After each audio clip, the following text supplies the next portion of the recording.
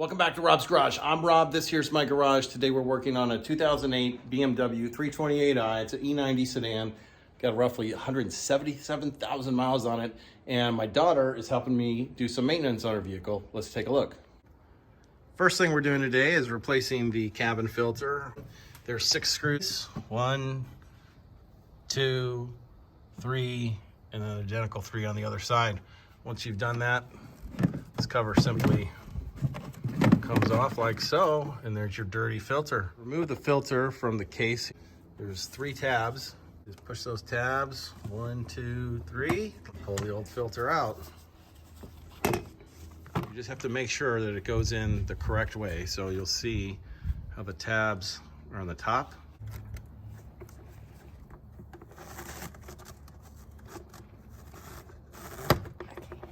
There's 2, 3. There we go. Put it back on.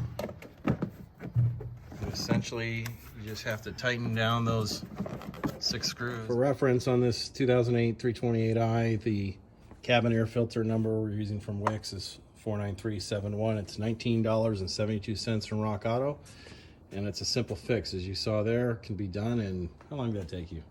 5 minutes. Like 5 minutes. Next up, we're going to change the oil and all 4 brakes. First step, get the car elevated up. In this case, using a Benpack 4-post lift, be able to get up underneath it. And once we've got it elevated, we'll drain the oil, take the wheels off, start working on the brakes while the oil is draining. If you don't have a lift like this, you can simply use a pair of jack stands to elevate the car up front. Make sure you lift at the proper jacking points and then put the jack stands underneath the jack pads on each side. All right, first thing we noticed we got the car up is there appears to be an oil leak. Getting a little oil there. That's surprising for 177,000 miles. So we're gonna take the under tray off. If you're just doing an oil change, you don't necessarily have to take this plastic under tray off. There's a little trap door here that you can open up to access the drain bolt. And that's normally what we would do, but we want to diagnose this leak, so we're going to take the tray off completely. Oh, that's a mess. Looks like we might have a leak on the gasket up here, the oil pan gasket, oil on those bolts. So we're going to drain the oil first, and that's the drain bolt right there, 17 millimeter. All right, let's break this loose.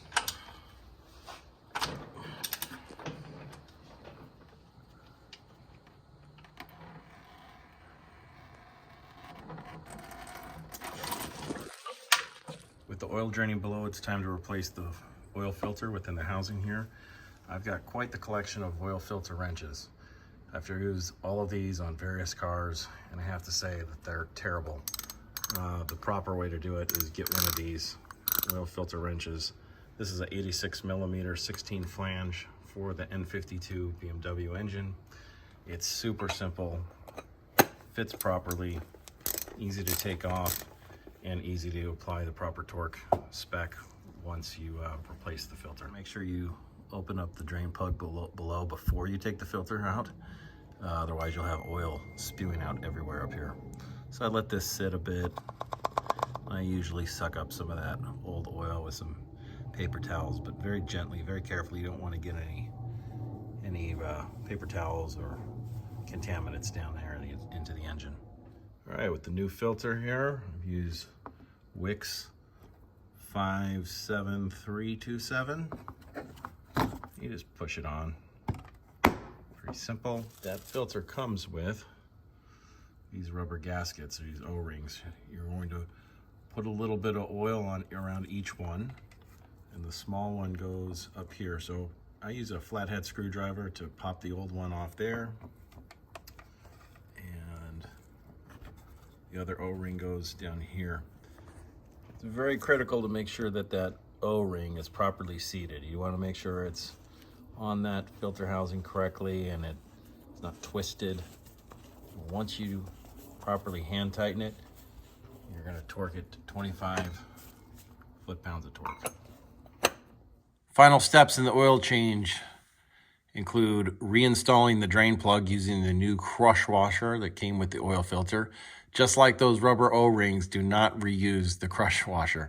you will likely have leaks. Put that in here and you're gonna tighten it down to 25 foot-pounds of torque. Once that's tightened down, then you fill the oil up top. I've been using this Castrol Edge Eurocar 5W40 for some time. Total capacity is 6.8 quarts in this car. So I have 7 quarts on hand when I do an oil change. I usually do 6, test the oil level, and then if I need to add a little bit more, I'll do that. That's it for the oil change. Pretty simple on Robb's DIY scale. From 1 being the easiest, 5 being the hardest. An oil change is probably about I'd say 1.5, 2. It's one of the simpler maintenance items you can do on this car. Now you'll notice in this video, I'm not going to be actually filling the oil. I'm going to undertake changing that gasket up there. I have tried to find a way to do this without lowering the subframe, and I don't think it's possible. There are just some E-Torx bolts up in there above the steering rack. You just cannot reach without lowering the subframe. So I'm gonna save that job for another video. Behind the scenes is another Robb in Robb's garage. He is going through his Allen wrench collection. For Nikki's garage. For my future garage. All right. This is Robb's garage in action. That is Robb in action, putting the glove on. This is another. All right, we're gonna measure the thickness of these brake pads. Yeah, I use one of these little keys here. Each have a different level of thickness. Yeah, it's about that thick. This measures 4 millimeters, so it's about the minimum thickness, which means it's about time to replace. All right, once you've got the wheel off the car, the first step in taking off the stock caliper is you've got to get this spring-loaded cover off. You gotta be very careful that it doesn't hit you in the face. So you take a long flat head screwdriver.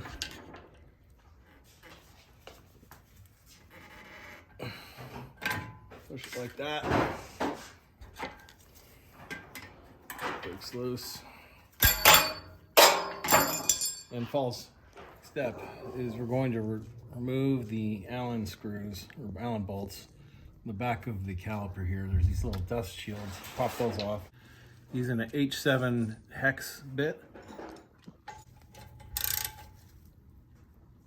There's that there. With those bolts on the back of the caliper removed, you're gonna want to pull the brake pad sensor straight out.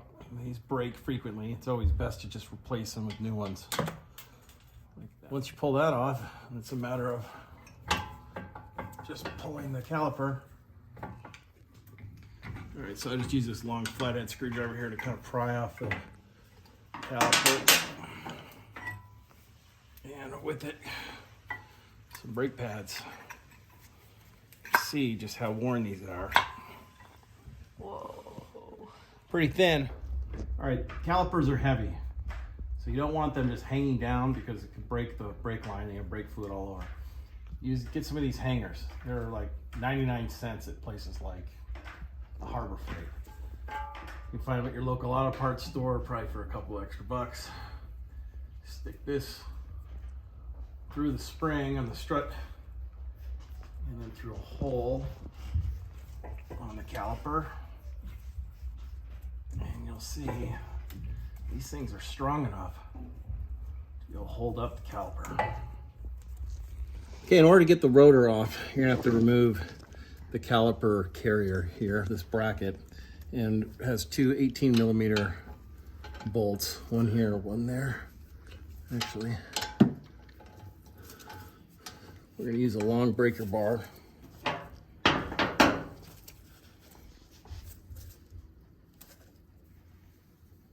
There we go.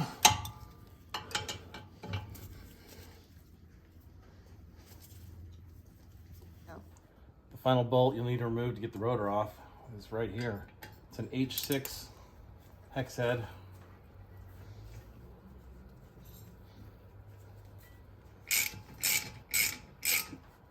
Now, oftentimes, once you take this bolt off, there's still corrosion, rust, or what have you on these rotors. Sometimes you have to take a rubber mallet and hit it in order to get it to come loose, but this one broke loose very easily. All right, changing brakes is a very dirty job.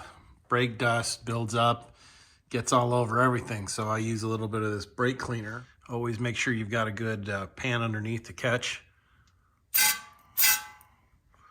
Carrier down here. Old toothbrush, scrub it on there. Not perfect, but it's cleaner. You can see just scrubbing with the toothbrush, I got a lot of the old material, the grease, the grime, the brake dust off there, but there's still a lot of corrosion on that dust shield, and even on this caliper here. Believe it or not, that's clean. So now we're ready to put the new parts on. Installation is pretty much reverse of the removal process, but a couple tips to remember. Make sure you do not touch the braking surfaces. So here we have a new rotor. Do not touch the rotor surface itself. You want to grab it around the outside as you put it on. You know, if you do touch it, make sure you've got like some clean gloves or something on, but you don't want to get any oils or dirt on the surface. Secondly, you're going to use some of this brake grease on some of the parts that have metal-to-metal contact. It will help provide some lubrication and basically just make your brakes quieter. And now the excitement begins. Take your new rotor, put it on the wheel hub as so. And you're going to take your bolt here, the brake rotor retaining bolt, and it's a little difficult to get that on there, line the holes up just perfectly. What I do is I take one of the lug nuts here, or lug bolts in this case, put it through the hole, get things lined up a bit, and then I put the retaining bolt in. You're gonna need to torque that down to 12 foot-pounds of torque. And so I take my torque wrench, hold it on there, I'm torquing it down and holding this caliper bolt at the same time. It tends to give me something to hold on to, a little bit of leverage so I can get the right torque down. Okay, next you're gonna slide the caliper carrier on here and reattach with the 18mm bolts. I torque these down to 50 foot-pounds of torque. I think the technical spec is 48, but at a minimum, torque it down to the correct spec. Lesson learned from me a few years back. Did my first brake job on a Range Rover and did not tighten it completely to spec. I mean, the spec was like 100 foot-pounds of torque or something outrageous. I didn't even look up the torque spec. I just tightened it. I was in a hurry. I think I might have done it to like 80 foot-pounds. Took it for a drive, and I found the carrier, the caliper actually had fallen. One of the bolts had come loose. So it's very important. Now is when I use the brake caliper grease. I use it in two spots. One is on the carrier itself, the caliper carrier, up in there. That's where the brake pads will rest and then slide left and right. Okay, so you gotta be very careful not to get on the brake rotor, just on that caliper carrier surface, both sides. And then lastly, on the back of the brake pad. Obviously, don't get it on the front of the brake pads.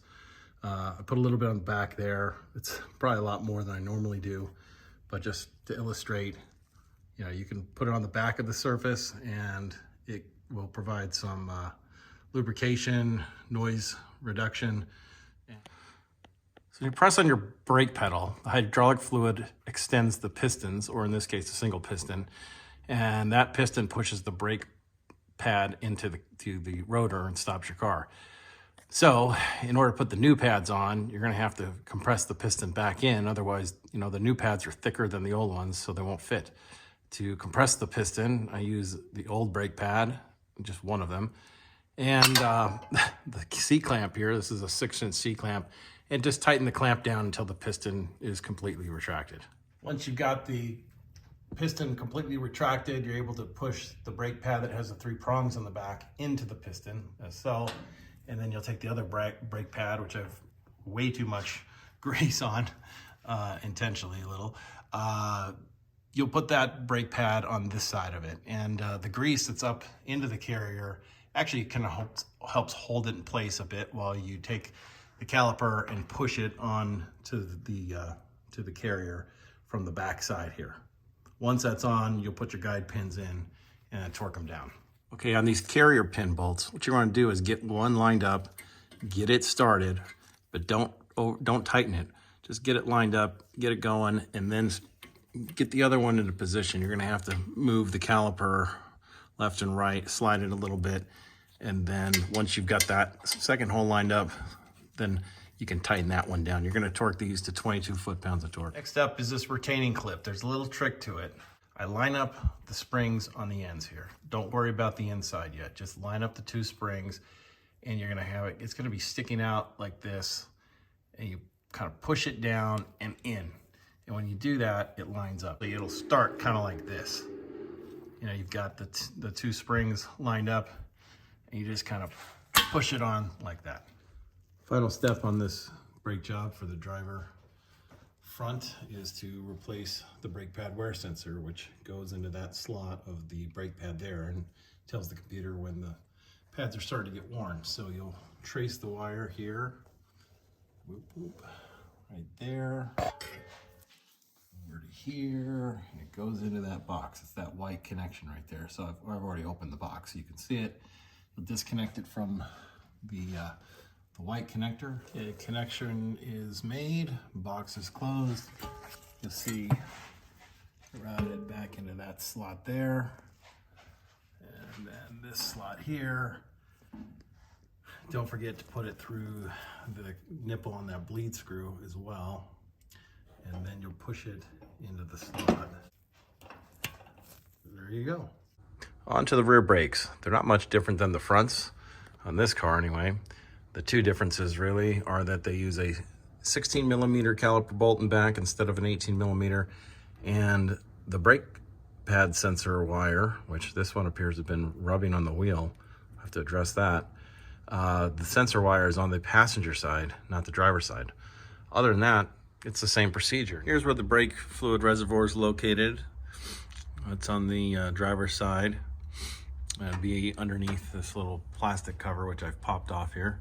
As you're bleeding the brakes, you want to make sure that you don't deplete all of the fluid in the reservoir, otherwise you'll let air in the system. You'll start by bleeding the brake furthest from the reservoir. In this case, it would be the rear passenger. Move to the rear driver, then the front passenger, and then the driver front. To bleed brakes, you're going to need a brake bleeder like this. It's a little canister with a hose attached. They come with various connectors up there. You're going to make sure you use the right one for your type of caliper. And then, of course, you're going to need an open-end wrench, and that also varies by caliper. On this car, it used 8 millimeter in the rear.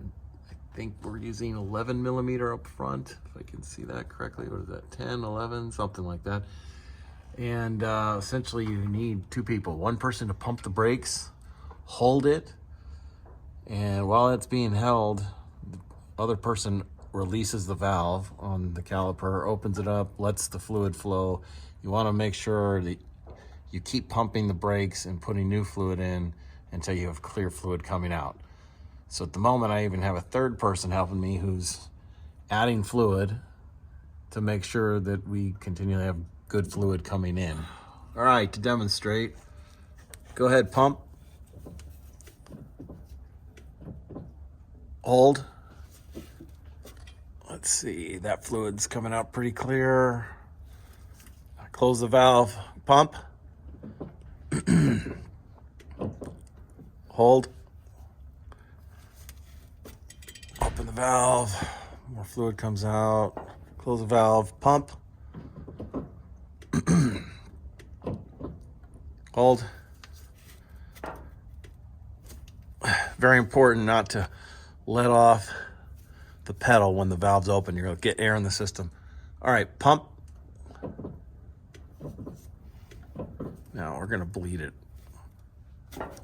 Very short valve openings. Pump. And that's how you perform a brake job on an E90 BMW. Look at those beautiful new brakes. On Robb's DIY scale, with 1 being the easiest, 5 being the hardest, I give this a 2. The most difficult part of the job is finding a partner to help you bleed the brakes. Hey, that's a wrap from Robb's Garage. Thanks a lot for watching. I hope you learned something new on how to maintain your E90 BMW when it comes to cabin filter replacement, oil change, and brake jobs. Very similar procedures for the E92 and the E93 BMWs, including the M3s. One thing we weren't able to accomplish today, fixing that damn oil leak coming off the oil pan. If you'd like to see how to replace that oil pan gasket, then subscribe to the channel. I'll make a video in the future. Or if you'd like to learn more about Ferraris, Corvettes, Mini Coopers, BMWs, of course, Range Rovers, motorcycles, subscribe, and I'll see you down the road. Thanks a lot for watching.